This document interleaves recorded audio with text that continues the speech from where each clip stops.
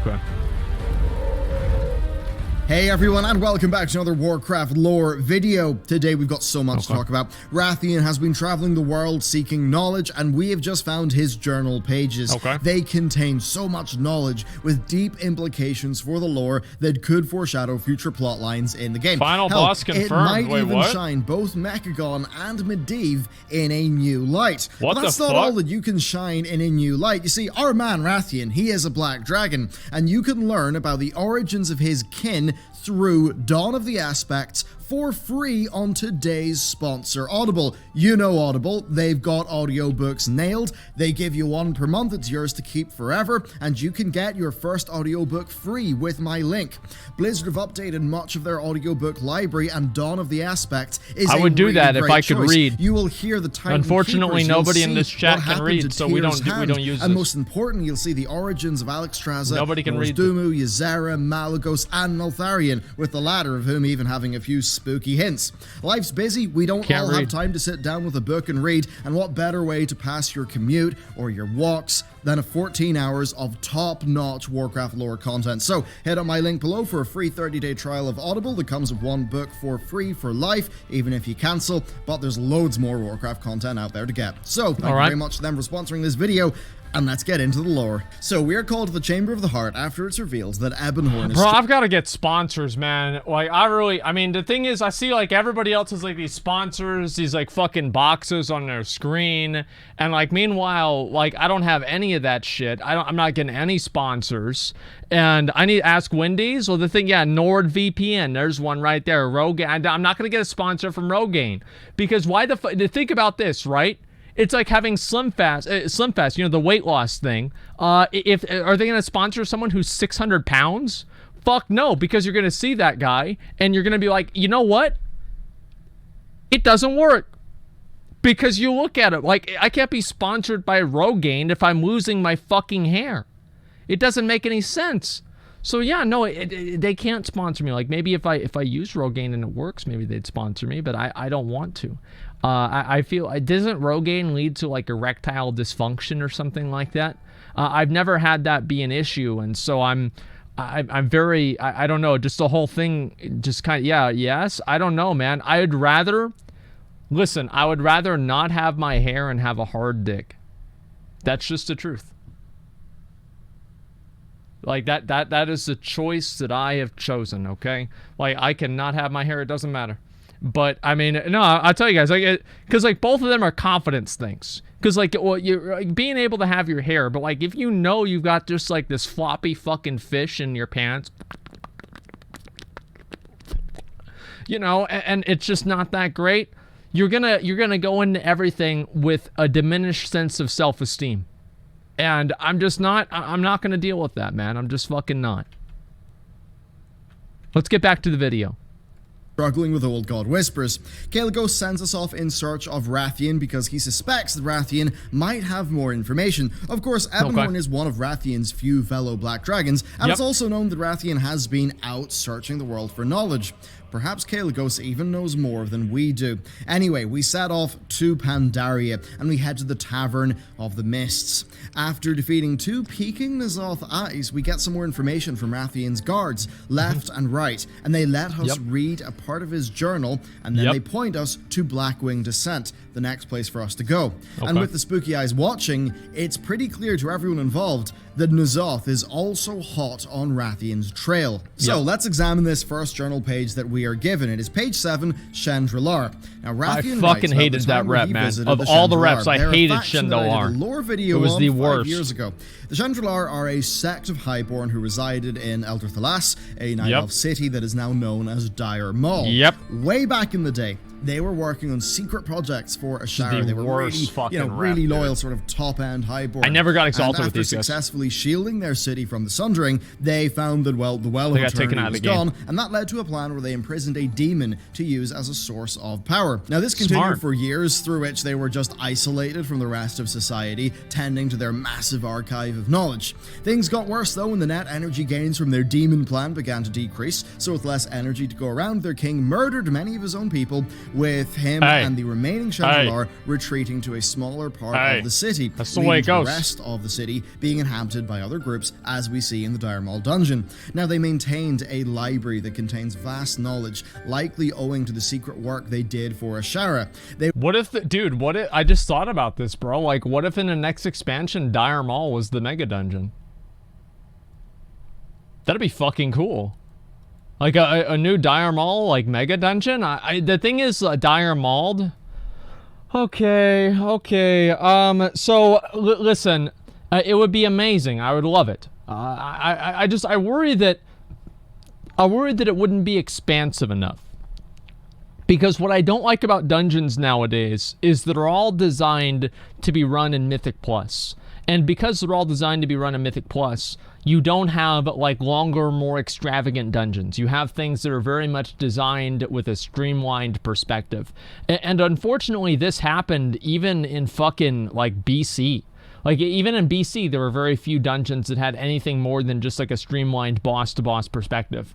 I'd like to see dungeons go back to what we had, like, in Vanilla WoW with, like, Maradon and BRD and stuff like that. It was much more exciting for me personally. They were mostly killed in vanilla, but some did re-enter Night Elf society in Cataclysm, leading to the Night Elves actually becoming mages. Now, Wrathion speaks about how he went there to search their archives, and how he found vague references to the old gods, mostly just being archaeological footnotes. Wrathion notes that the Chandler could not fully unravel the intricacies of the Black Empire's dark magic, but he found that some of them actually dabbled in the void, and this is a major lore reveal. And basically for Wrathion, the lessons that they learned give him hope that the void can be harnessed against ZOTH.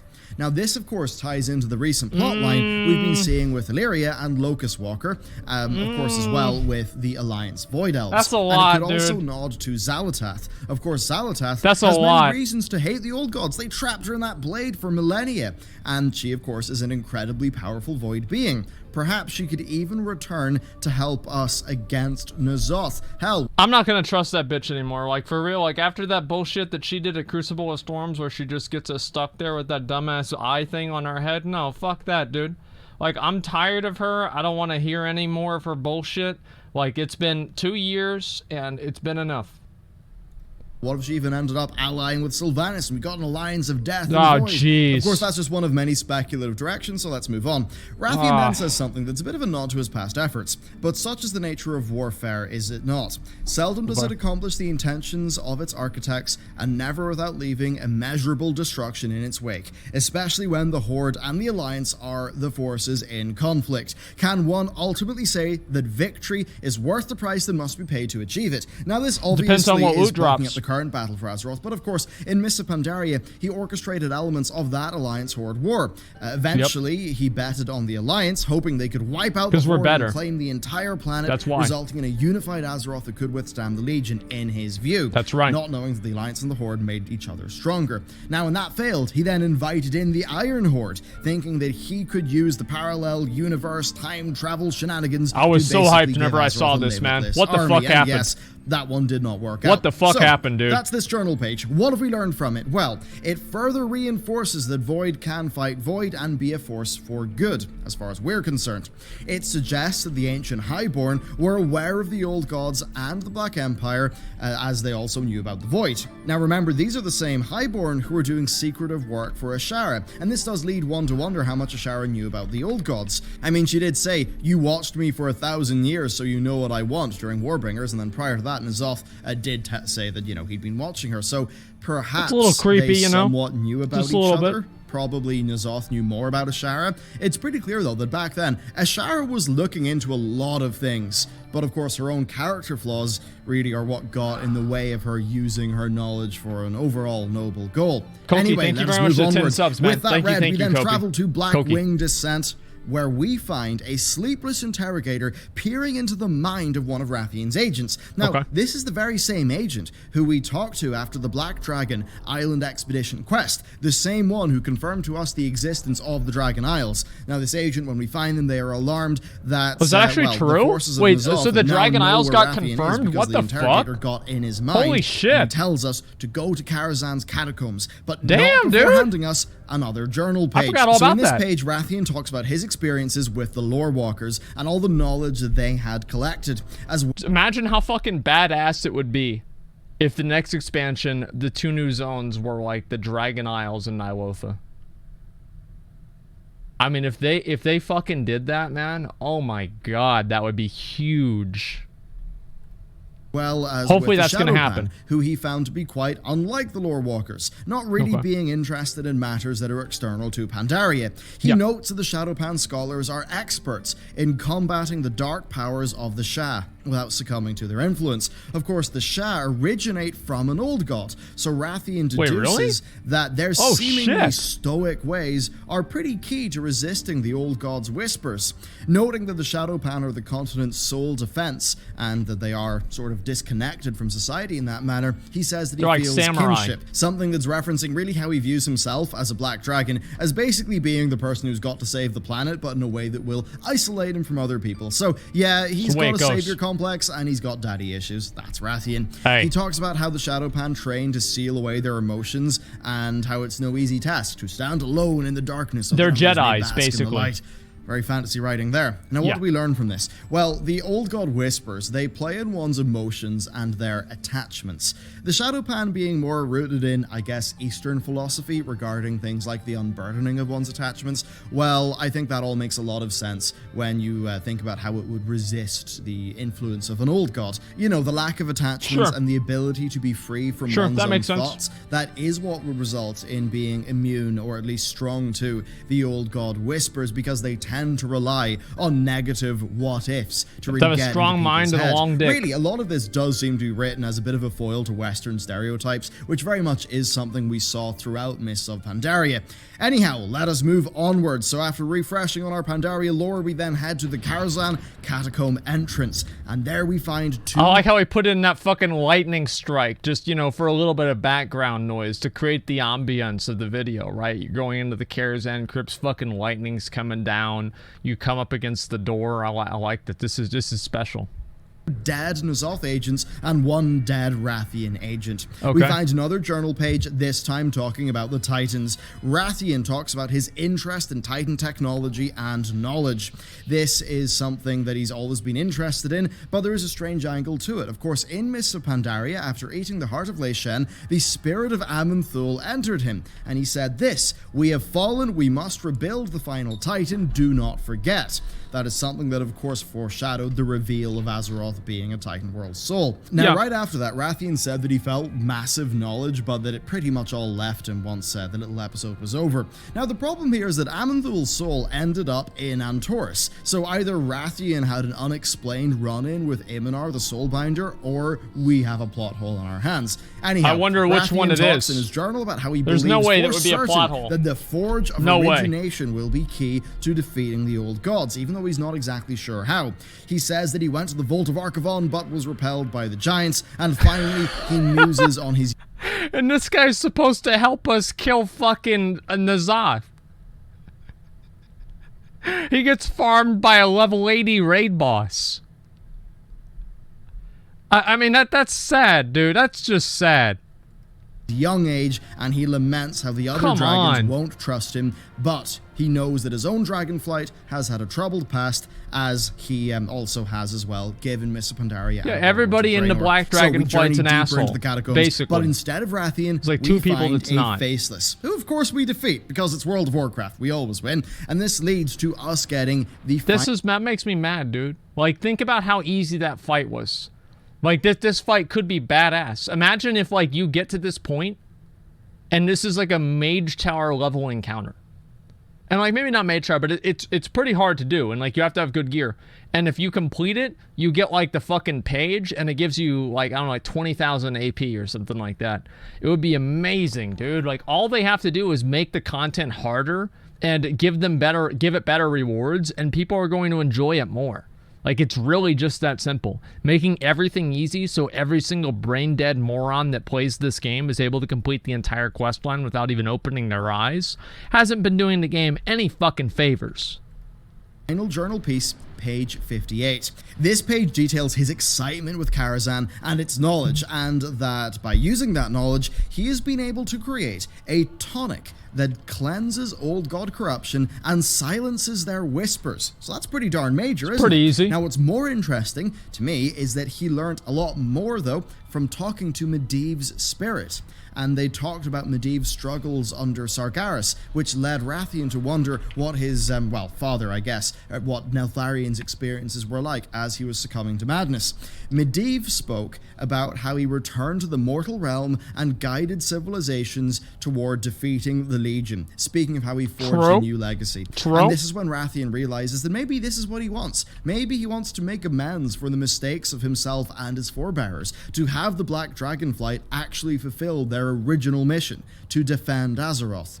Wrathion then writes directly to the player, yes, to you. He tells us that he left these pages with his agents so that we may have them. And he ends it this way: rest assured that when the time is right, you will have my aid in the fight against ZOTH, in the true battle for Azeroth.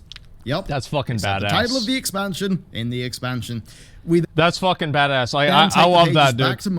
Well, that was actually really, really good. And I hope that, like, Wrathion is actually an important part, but, I mean, after getting repelled by the Vault of Archivon, not good.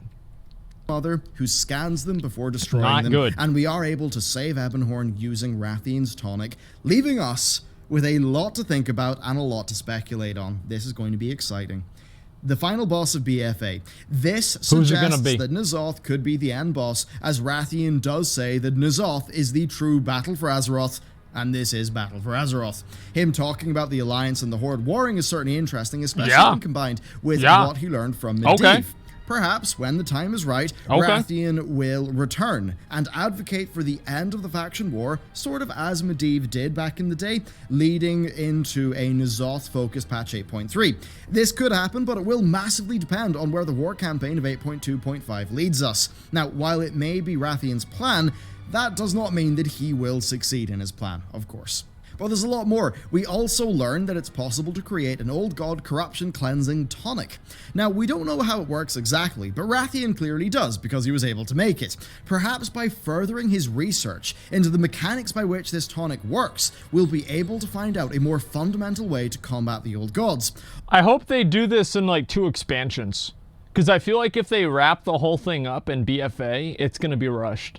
It's kind of like how whenever we went to Argus, I wish Argus was like half of the expansion rather than like a third or like a fourth of the expansion. Because like if we had gone through and there was like more interaction with the Titans, I don't know, I would have appreciated that more. Like in my mind, Tomb of Sargeras did not really have to happen. Trial of Valor did not really have to happen. And now, obviously, in the lore it did, and same with Emerald Nightmare, in the lore it did. But I would have rather them focus on making the content around, like, that core story. And I would have liked if Argus was a bigger part of the story. I would have liked that they made Argus bigger in general. It was only 3 zones. Argus is supposed to be a whole planet. Like, why are we not getting, like, basically an expansion-sized, like, area? Like, why the fuck not? I don't know. I was kind of disappointed about that. Although until then, maybe Shadowpan, like Zen and Discipline, will be our best defense. But still, this could lead us places, specifically the Forge of Origination, which he does mention, and he believes is key to defeating the Old Gods. Now, the Forge was a key plot point in Cataclysm and Wrath of the Lich King. Originally, the lore was that if activated, it would re-originate the planet, and that would destroy all life and bring it back to its original state. Kind of reminds me of the Halo rings. Now, when Algalon was called down to Ulduar, he deemed Azeroth far too corrupted and attempted to activate the Forge of Origination, but in defeating Algalon, we were able to prove that we had a chance to actually save ourselves from the corruption, and we proved that his mathematics were flawed, his calculations were wrong, because he thought himself invincible to us. Now, the lore of the Forge of Origination was updated when Chronicle Volume 1 was released, aligning its role with the reveal that Azeroth was a Titan World Soul, and indeed just the entire concept of World Souls existing. So, the new lore is that the Forges of Origination and Wills were built after the fall of the Black Empire, with the Forge of Wills nurturing the World Soul's sentience and the Forge of Origination bolstering its form. Should Azeroth fall to corruption, though, the Forge will activate, destroying all life on the planet. So, Wrathion could try to, well, re-originate the planet using the Forge. That would be a level of extremism, though, that Wrathion seems to have left behind. I would maybe speculate that he might attempt to use it to undo the Curse of Flesh or something like that. Maybe that would mirror what King Mechagon wants to do with the Mech Originator. Alternatively, though... That's actually like probably one of the smartest things I've ever heard Bellular say. So what if they actually do that? And like Wrathion's solution is to activate the Forge and remove the Curse of Flesh, effectively killing everyone. To stop the old gods. That'd be actually like a really, really interesting... I don't know, would that be too much of a parallel to Sargeras, though?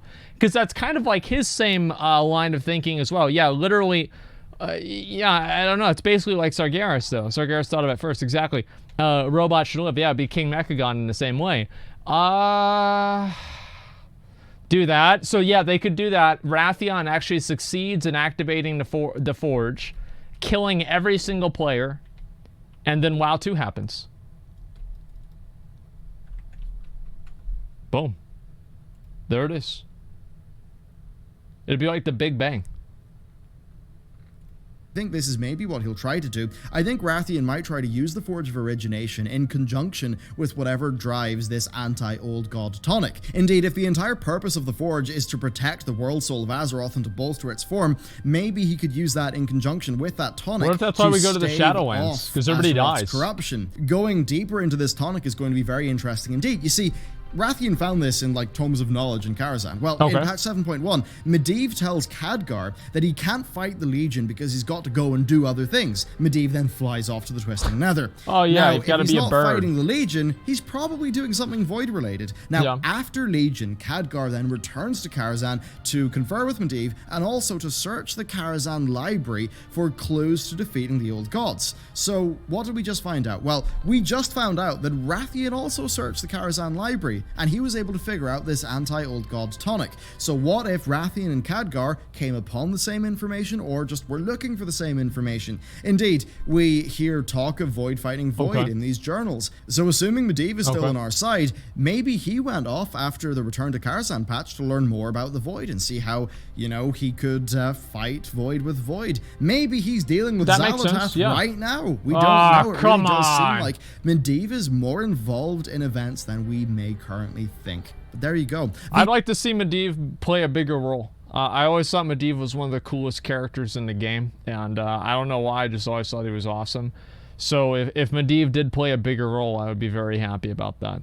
I don't know, he just feels like he's like the traditional like wizard in the game. He's basically like, I don't know, like Merlin or Gandalf or something like that.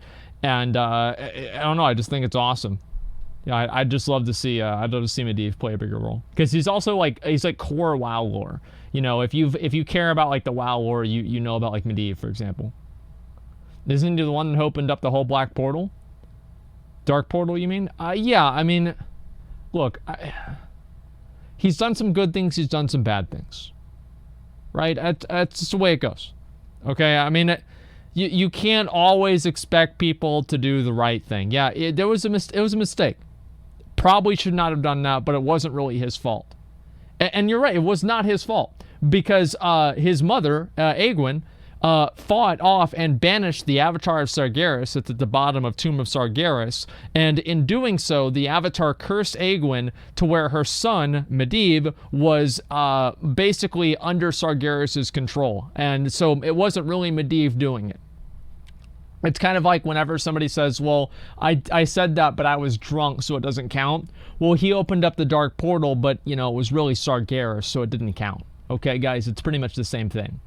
The plan to defeat the Old Gods is falling into place, but I think one thing is for certain. Given how early on we're hearing about this plan, I have to imagine it will not be smooth sailing. So there you go, no doubt we'll learn more about Wrathion in 8.3. After all, we've only seen a few pages of his journal, Do we know what Wrathion was doing in Draenor? Do we know if he was involved with Ebonhorn during Neltharion? Really, who cares lair? about Draenor? We have no idea. Really, we'll find out in due course. Thank you very much for watching this video. Be sure to check out Audible if you're interested in picking up a free audiobook. The WoW ones are really great. There's a pretty big library there of the really good WoW books, and of course they really support our channel. They support things like the new hiring and the game development. I think we really do put that sponsorship stuff to good use over here, and just your support for that is very, very much appreciated. Thank you very much for watching this video, and I will see you next time. Okay. I mean, this is pretty much what everybody kind of expected. Now, obviously, I think everyone is kind of hoping that Wrathion plays a part. At least I am. I think Wrathion's been... Wrathion is an example of a character in the story that has come up through the natural events of World of Warcraft, and I think that's a good thing. I mean, so many of the characters in the game are basically residuals from Warcraft 3. So I'd like to see things come into the game that are completely new, and characters that do kind of bring something just completely unique that aren't kind of just like, I don't know, they just would come from Warcraft 3, basically.